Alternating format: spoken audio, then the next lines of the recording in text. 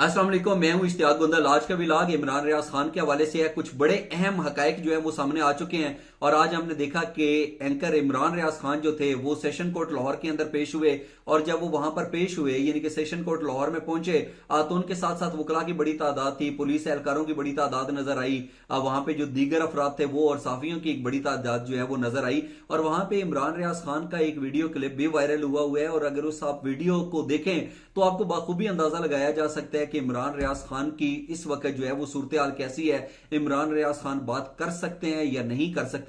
और अगर बजाहिर आप उस क्लिप को गौर से देखें जो सोशल मीडिया के ऊपर, यूट्यूब के ऊपर, हर जगह के ऊपर बड़ा वायरल नजर आ रहा है, तो उसके अंदर इमरान रियाज खान से जब साफी कहते हैं कि पाकिस्तानी कौम ने आपके लिए बड़ी दुआएं की हैं, तो आप पाकिस्तानी कौम से कोई बात करना चाहेंगे, कोई पैगाम देना चाहेंगे, क्या कहना चाहेंगे? तो पीछे से गालबन एक और साफी जो है उन्होंने कहा कि पाकिस्तान जिंदाबाद। तो इसके ऊपर इमरान रियाज खान जो थे उन्होंने गोया कि एक भरपूर ताकत का मुजाहरा करते हुए ऐसा लगा कि पूरी कुव्वत के साथ उन्होंने पाकिस्तान जिंदाबाद का नारा लगाया। और उसके बाद अगर आप इस क्लिप को गौर से देखें तो ऐसे लगता है जैसे वो कोई बात और भी करना चाह रहे थे, लेकिन वो जो अल्फाज थे या तो वो प्रॉपर उनकी जुबान पर आए नहीं या फिर जुबान के ऊपर आए, लेकिन इमरान रियाज खान जो है उसको जुबान से अदा नहीं कर पाए। शायद वो उसके अंदर अनकंफर्टेबल थे या वो कुछ कहते कहते रुक गए और उन्होंने इसके बाद जो है खामोशी इख्तियार करते हुए सिर्फ ये निशान लगाया। अब अगर वहां पे आप इस क्लिप को जरा गौर से देखें तो आपको इमरान रियाज खान की जो मौजूदा सूरत हाल है उसके हवाले से यह अंदाजा लगाया जा सकता है कि उनकी हालत क्या है। बजाहिर इमरान रियाज खान का इस तरीके से घर से बाहर आना, अदालत से रुजू करना, लोगों के साथ घुलना मिलना, बात करना, लोगों की तरफ देखना, बजाहिर तो उनके चेहरे के ऊपर मुस्कुराहट थी, लेकिन अगर आप गौर से देखें तो उनकी आंखों के अंदर जो है ना बड़ा दर्द छुपा हुआ था और बहुत सारे सवाल थे जिसका जवाब शायद किसी के पास नहीं था। अब लाहौर की जो सेशन कोर्ट है वहां पे इमरान रियाज खान को आना क्यों पड़ा? बेसिकली इमरान रियाज खान के ऊपर कुछ इल्जाम हैं, एलिगेशन हैं कि इन्होंने कानून नाफिज करने वाले इदारे और जो आईजी पंजाब पुलिस है उनके खिलाफ मुहिम चलाई। उस हवाले से इमरान रियाज खान जो है वो पेश हुए और उनकी जो अबूरी जमानत है गोया कि उसके अंदर 28 नवंबर तक तोसी हो चुकी है। लेकिन इसके साथ साथ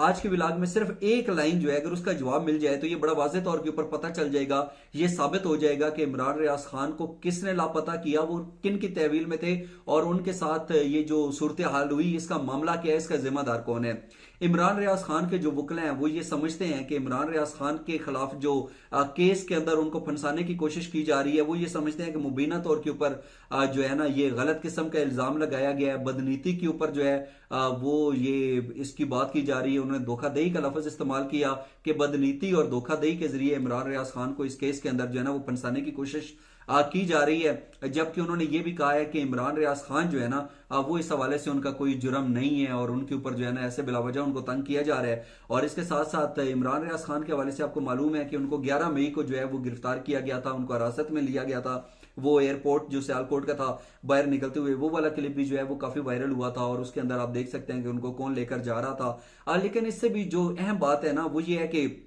इमरान खान के वकला का ये कहना है कि इमरान रियाज खान को जो सियालकोट पुलिस ने हिरासत में लिया था वो उनको हिरासत में लेना बिल्कुल गैर कानूनी था, क्योंकि उनके ऊपर ना तो कोई एफआईआर थी और ना ही कोई पुराना मुकदमा था ज़ेर इल्तवा जिसके अंदर इमरान रियाज खान जो है उनकी गिरफ्तारी डाली जाती या उनको हिरासत में लिया जाता। तो वो ये समझते हैं कि ये बिल्कुल जो है ना वो गैर कानूनी ही था। और इसके साथ साथ जो है ना उन्होंने एक और बड़ा एक अहम पॉइंट उठाया है। इमरान रियाज खान के वकला का ये कहना है कि जो दरखास्त गुजार है वो इस चीज के ऊपर पुख्ता यकीन रखता है कि उनके अगवा के अंदर जो मुतलका पुलिस का काम है वो और जो जेल के हुकाम है वो मुलवस थे या उनको पता था या वो इस हवाले से जानते हैं, वट एवर। ठीक है, तो अब बेसिकली देखा जाए इस पॉइंट का ये क्या सवाल है जिसकी बुनियाद पे हम कह सकते हैं कि इस सवाल का अगर जवाब मिल जाए तो पता चल जाएगा कि इमरान रियाज खान जो है वो किन की तहवील में था। आपको पता है कि लाहौर हाई कोर्ट जो है वो इमरान रियाज खान के हवाले से बार बार जो है समात पे समात लगाती थी। कुछ दिन गुजरते थे और फिर आईजी पंजाब को भी तलब किया जाता था, वजारत दिफा, वजारत दाखिला उनको भी तलब किया जाता था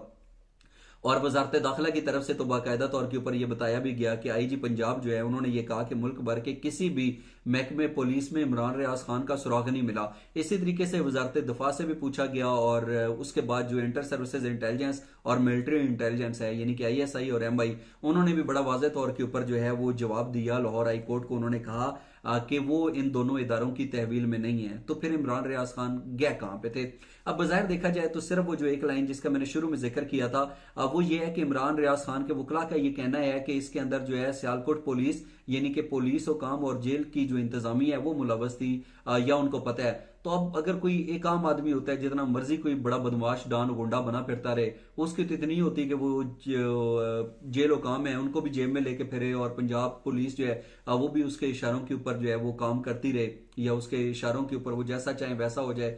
तो फिर क्या ये कोई बड़ा जो है वो कोई माफिया हो सकता है, या फिर कोई बासर इदारा? अगर इस सवाल के जवाब की तह तक जाया जाए ना कि ऐसा कौन है जिसकी यहाँ पे इतनी अप्रोच है, तो शायद बल्कि क्या यकीनी तौर के ऊपर पता चल जाएगा कि इमरान रियाज खान किसकी तहवील में थे और क्यों थे। अब बहरहाल मेरा ख्याल है कि अभी एक तवील अरसा शायद वो इस तरीके से मंजर आम पर ना आए, यानी कि वो अपने व्लॉग्स वगैरह स्टार्ट ना करें। लेकिन वक्त है, गुजर जाता है, चीज़ें बदल जाती हैं, मुश्किलात के बाद आसानियां आ जाती हैं, और फिर वो माजी का किस्सा बन जाती हैं। देखना यह है कि आने वाले दिनों के अंदर इमरान रियाज खान किस तरीके से सामने आते हैं। और इसके साथ साथ जो है वो कल मैं किसी जगह पे बैठा था, आला साबिक फौजी अफसर हैं, तो वो कह रहे थे कि नॉर्मली ये होता है कि अगर किसी जगह के ऊपर आपको हिरासत में लिया जाता है या कोई भी इस तरह की चीज़ होती है, तो आपके आसपास इस तरीके से केमिकल्स रख दिए जाते हैं कि उन केमिकल्स की जो मौजूदगी है वो आपके दिमाग के ऊपर असरअंदाज होती है, और फिर आपके जो कम्युनिकेशन स्किल्स हैं वो उससे मुतासर होते हैं। बहुत सारे लोग जो मुख्तलिफ किस्म की जो है वो कानकुनी के अंदर काम करते हैं, या मुख्तलिफ किस्म के जो इस तरीके से